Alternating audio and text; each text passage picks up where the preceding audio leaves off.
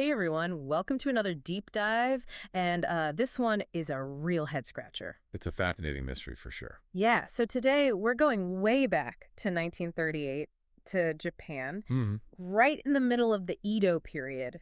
Samurai, shoguns, the whole deal. A really unique period in Japanese history. Totally. And get this, in the middle of all that, a small film studio decides to make a King Kong movie. Oh yeah, this is where it gets interesting. Right.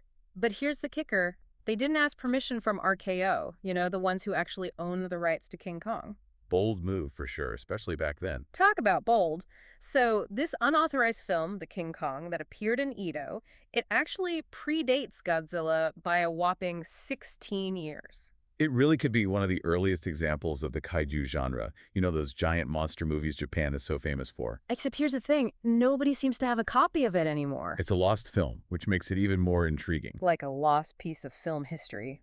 But thankfully, we've got a ton of clues to work with. Oh yeah, we've got notes, briefings, study guides, even some old fan wiki entries. A whole mountain of information. So our mission today, we're going to try and piece together everything we know about the King Kong that appeared in Edo.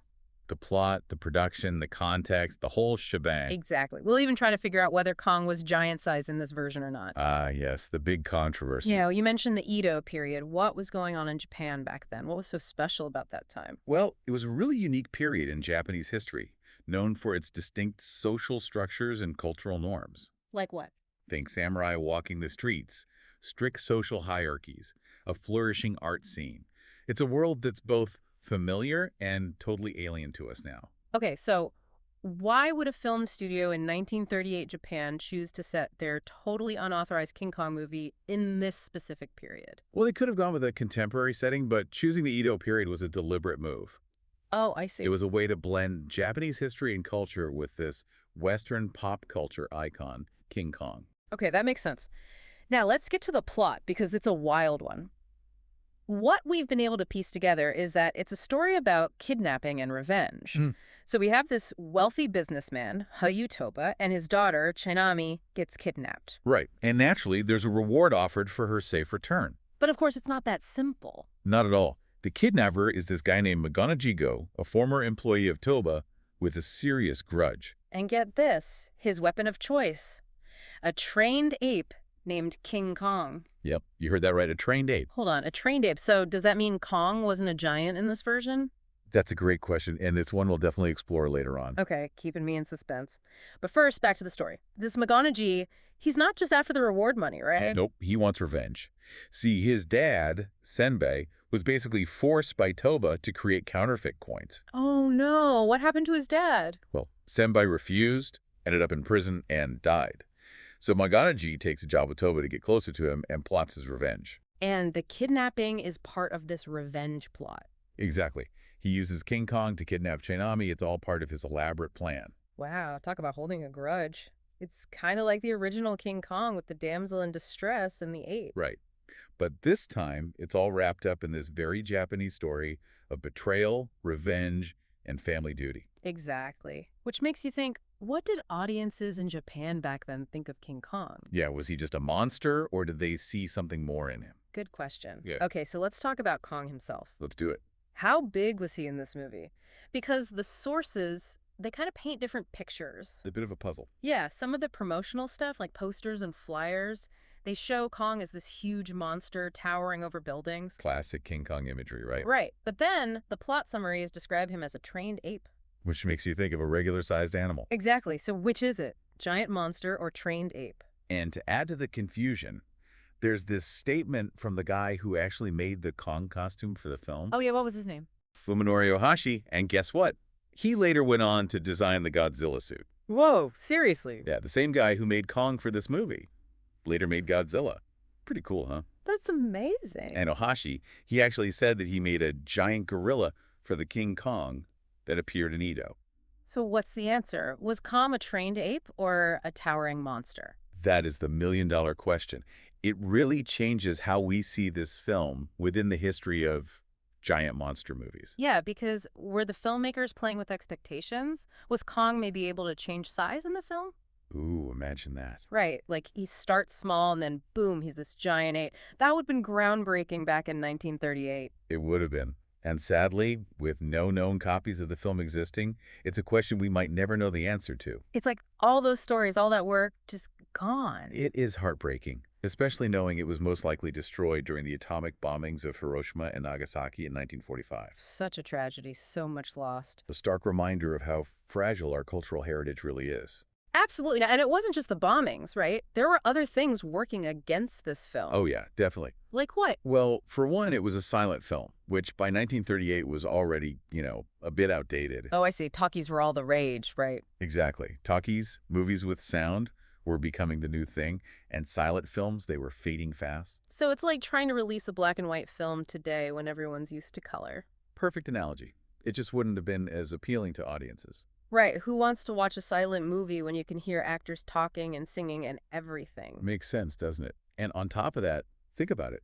Without sound, it would have been much harder to sell the movie to other countries. So this poor film, it got overshadowed by all the new exciting stuff happening in movies. You got it. And then there's the whole unauthorized adaptation issue. They basically snuck King Kong into Japan without permission. So who knows what kind of legal mess that might have caused? Imagine RKO finding out. Can you imagine the legal battle? So, yeah, the unauthorized adaptation being a silent film and being made by a small studio probably all added up to its disappearance. It's like a perfect storm of bad luck for this movie. You could say that. But, and here's the silver lining, even though we'll probably never see the actual film, we still have these clues, these pieces of evidence. Okay, so we've got the posters, the silent film thing, but what other clues do we have? What can we learn from them? Well, those posters we were talking about, they show us something really interesting about Kong. Okay, what's that? They actually depict him in two different ways. Sometimes it's this massive monster towering over buildings. Right, like classic King Kong. Exactly. But other times, he's shown as this normal-sized ape just hanging out with people. Wait, so they actually show him changing size? That's what's so fascinating. Remember how we talked about the possibility of Kong changing size in the film?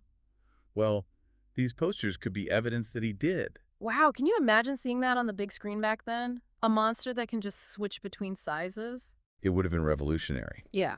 And it makes this lost film even more important in the history of monster movies. Right. Like, it could have been a major step towards the kaiju genre we know and love today. Exactly. If the King Kong that appeared in Edo really did feature a size-changing Kong, it would make it a true pioneer. So even though we can't see the movie, those posters give us a glimpse of what could have been. They really are like little windows into this lost world.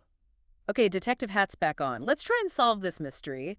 What about the people who made this film? Any big names involved? Well, the director was Sōya Kumagai, and the writer was Daijo Ayama.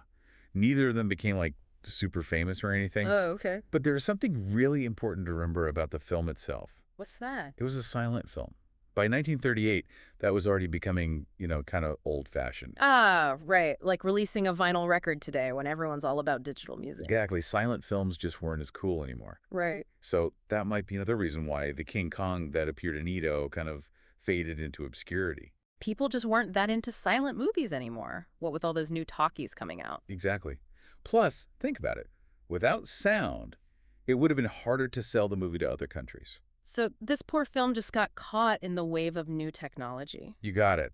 And let's not forget about the whole unauthorized adaptation thing. Oh yeah, they snuck King Kong into Japan without permission. Right. Who knows what kind of legal problem that might have caused. Yeah, imagine RKO finding out about this whole King Kong movie they had no idea about. They probably would have been furious. So yeah, between being an unauthorized adaptation, a silent film, and being made by a small studio, it's not surprising that it disappeared. It's like they had this awesome, potentially groundbreaking film, but everything was working against them. It really was a perfect storm of bad luck. But even though we might never get to see the actual film, we're still left with those clues, those bits of evidence. Okay, so we've got the posters with the maybe size-changing Kong, Yeah. and we know the silent film thing might have hurt its chances. Anything else? One of the most interesting clues comes from the guy who made the Kong suit, Fuminori Ohashi, Oh yeah, the guy who went on to create the Godzilla suit. the one and only. And remember, he specifically said that he made a giant gorilla for the King Kong that appeared in Edo. Which definitely adds to the whole giant Kong versus normal-sized ape debate. It really does.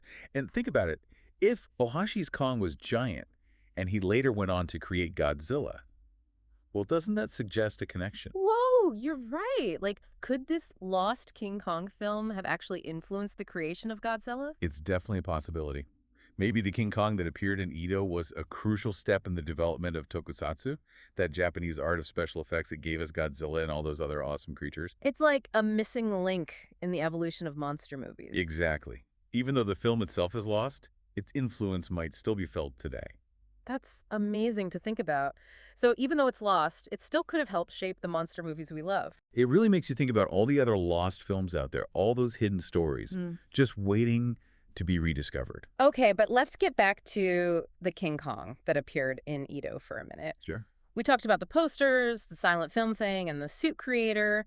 Is there anything else we know about how they actually made this film? Like, what was it like behind the scenes? Well, if you remember, we talked about how Zensho Cinema was a small studio. They weren't exactly like, a big budget operation. Right, more of a mom and pop kind of studio. Yeah, exactly. In film history, we call them Poverty Row Studios. Poverty Row. Yep. They focused on making low-budget films for local audiences. Got it. So not like a Hollywood blockbuster with tons of explosions and stuff. Not quite. Which means the King Kong that appeared in Edo, it probably didn't get a huge release. Maybe just a few theaters, probably only in Japan. Okay, so let me get this straight. We've got a silent film, when talkies were becoming popular, made by a small studio with a limited release, and then boom, World War II happens, and most likely the film is lost forever. Pretty much. Talk about bad timing, right? Yeah, it's really a shame. This movie could have told us so much about Japanese cinema in the 1930s. It really could have. And don't forget, they adapted King Kong without permission.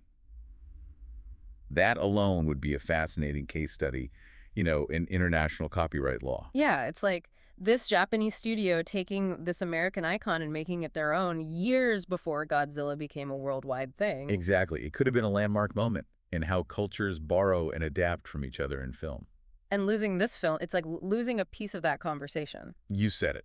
Okay, so we've talked about the plot, the historical context, and the mystery surrounding Kong's size in the King Kong that appeared in Edo, Hmm. but it was unauthorized, right? So who knows, maybe there are other early King Kong adaptations out there. Ooh, now there's a thought. Films that were never supposed to exist, just waiting to be found. Like a whole secret history of King Kong movies. It's possible. There are countless lost films out there, hidden in archives or private collections. That's kind of mind-blowing, all those lost stories just waiting to be discovered. It's true. And who knows what they might tell us. Well, it's been an awesome journey exploring the mystery of the King Kong that appeared in Edo. Big thanks to you for joining me on this deep dive. It's been a pleasure. And to all you listeners out there, keep exploring film history, keep gigging. Who knows, you might just stumble upon a lost masterpiece yourself.